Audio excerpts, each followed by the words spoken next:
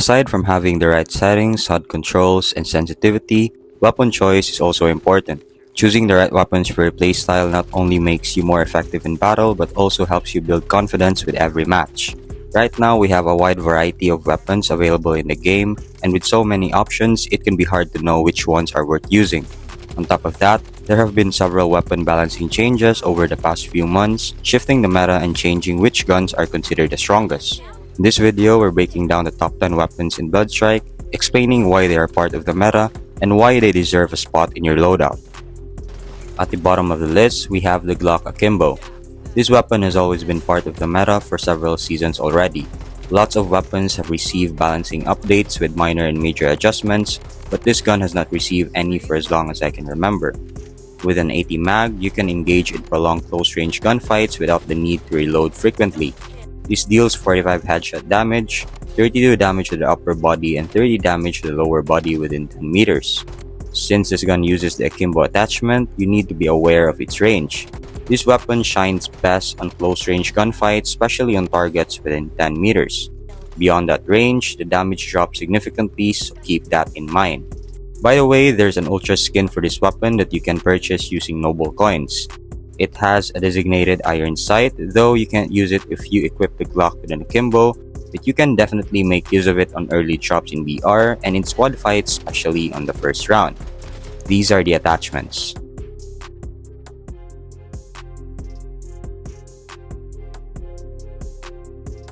At 9th place, we have the CAG-6. This gun has been buffed 3 times and received minor adjustments on its overall damage. If you look at the damage output of this gun, it's a bit similar to the M4. It actually deals lesser damage than the other assault rifles, but what sets the CAG-6 from all of them is its insane fire rate and recoil. CAG-6 holds the second fastest fire rate in the assault rifle category, just slightly behind from the FN2000. Aside from its fire rate, CAG-6 is also known for its laser aim.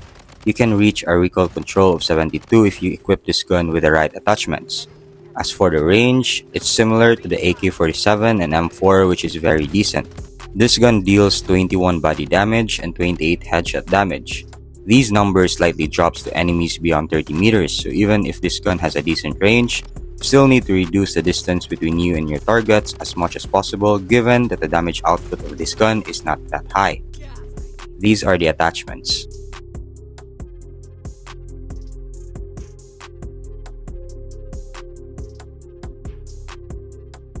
Up next, we have the RPK. This is the only LMG in this list. Just like with the CAG-6, this gun is known for its stability because of its recoil.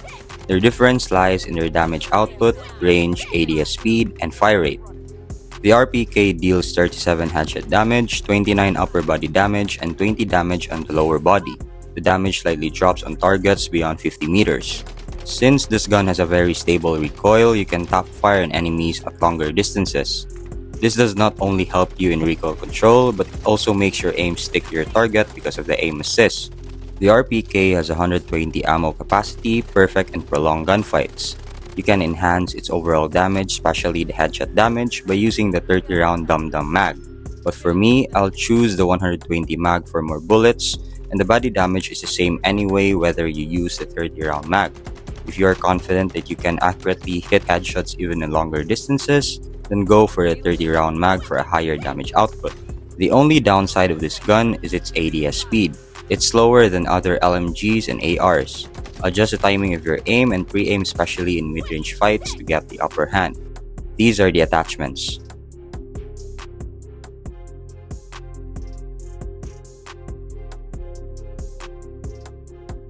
Sitting at 7th place, we have the INP9. To be honest, the INP9 is not good enough compared to the other SMGs, but recently they have added a BAS attachment, the 30-round armor-piercing magazine. So basically, you deal more damage on enemies with an armor. Normally, this gun deals 29 headshot damage and 22 damage on the upper and lower body. But if you use the BAS attachment, you can deal 38 headshot damage, 29 upper body damage, and 22 damage on the lower body. The damage output increase will only work on enemies with an armor. The moment their armor breaks, the damage also declines. And also with this attachment, you'll only have 30 bullets, so if you miss your shots, you'll be at a disadvantage. but if you hit your shots, you'll be amazed at how fast you can burst enemies even if they have max level armor. You can unlock this attachment for free when you reach level 24 in the Striker Pass. These are the attachments.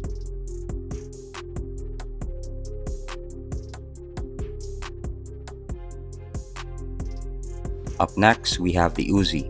This gun was once at the top of the meta, very dominant for several seasons. The Uzi received a big adjustment on its damage output, making it less dominant than before. But despite the nerf, this gun is still decent given that it has a range advantage over the other SMGs. The 72 mag of the Uzi is a big advantage, especially in prolonged gunfights, and many players take advantage of this by doing lots of movements, especially slide cancelling and slide jumping. It's more forgiving if you miss some of your shots compared to the other SMGs. After the update, this gun deals 40 headshot damage, 30 upper chest damage, 25 lower chest damage, and 22 damage on the lower body. These are the attachments.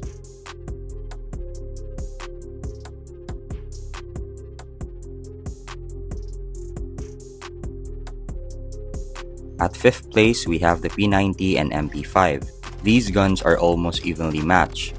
The P90 has been nerfed several times and it's not as good as it was during its prime, but recently they slightly increased the damage dealt on the upper body. What removed this gun from the top of the meta was the nerf adjustment on its range. However, if you equip this gun with a carbine barrel, the damage can be improved than using the short barrel. With the carbine barrel attachment, it can deal 26 headshot damage, 21 upper body damage, and 18 damage on the lower body at enemies within 10 meters. If you use the short barrel, the damage is still the same but only within 5 meters. On the other hand, the MP5 has more range, higher damage output, and slightly faster mobility than the P90. But if you look at their fire rate, the P90 is definitely faster than the MP5. If these two guns go head to head in close range fight, the outcome is unpredictable. It could go either way. It all comes down to the player who has a better aim, especially if you aim more on the head and the upper body. These are the attachments.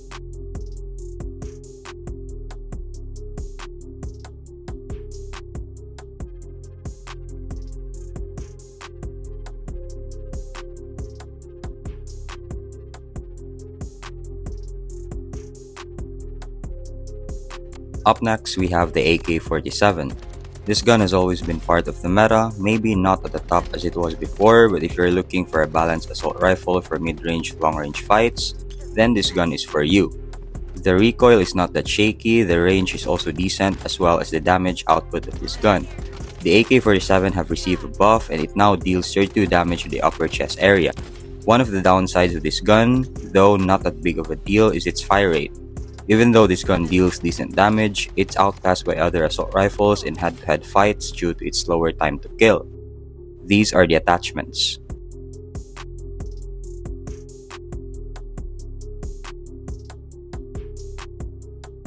At 3rd place, we have the Spear and Scar, the top 2 assault rifles that excels in mid-range fights. Let's start with the Spear.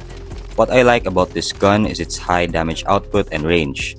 I tested this gun on the shooting range and I observed that the damage dealt at enemies within 5 meters is the same damage dealt on targets even at 50 meters. The TTK of this gun is still fast even at longer distances. This gun also has a BAS attachment at 2x thermal scope. This lets you see enemies clearly on close to mid-range distances and enables you to see enemies through smokes. The downside of this attachment is the limited visibility on targets at long distances and a slower ADS speed.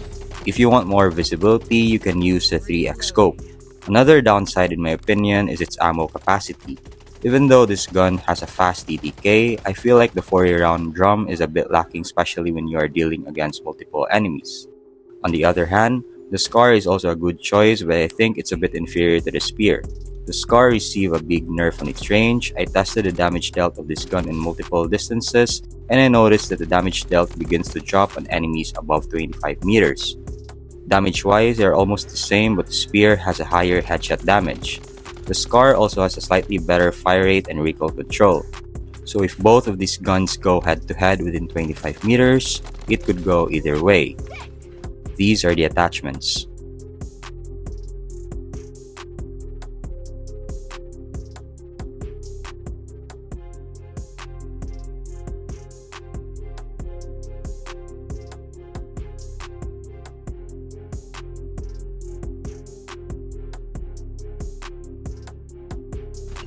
At second place, we have the Galil. This gun is currently the best assault rifle in my opinion. Not overpowered, it has a perfect balance of damage, range, recoil control, and fire rate. The Galil became more popular after it received a buff, increased abdominal and limb damage, decreased race time of the gun from 0.8 seconds to 0.7 seconds, increased range from 18 meters to 25 meters, enhancing its long-range combat capabilities.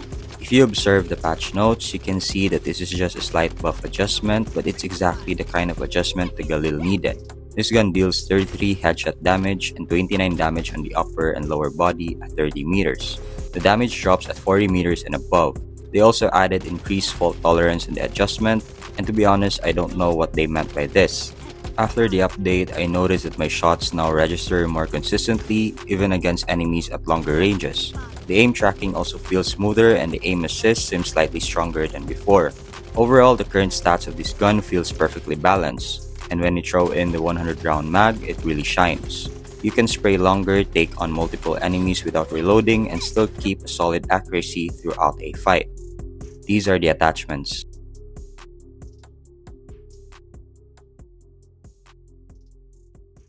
At the top of the list, we have the UMP-45. This is undeniably the best weapon right now in close-range gunfights. This gun is similar to the Prime Uzi, they have almost the same firepower. The difference is that the UMP-45 has a much faster fire rate, but low ammo capacity and shorter range. They recently nerfed this gun, but it still outclasses other SMGs. Though with the damage nerf, you can knock 2 targets at most. It can go up to 3 given that you land your shots mostly on the head and upper body. Giving the UMP an additional 20 bullets would make this gun very effective in prolonged gunfights. After the nerf, this gun deals 39 headshot damage, 31 damage on the upper body, and 25 damage on the lower body at 10 meters. The UMP comes with a bass laser attachment, but I prefer not to use it since it just feels a bit off for me during fights. If you ever plan on using the bass laser attachment, make sure to adjust your tactical stance sensitivity, both the camera and firing sensitivity. I was actually hoping that the newly released SMG, the MP7, could give the UMP some real competition, but unfortunately, it falls short in terms of damage output and overall consistency. These are the attachments.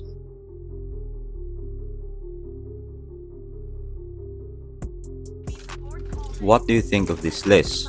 Do you agree with these rankings, or would you rank them differently? Comment down your thoughts, and I'll see you in the next one. Peace.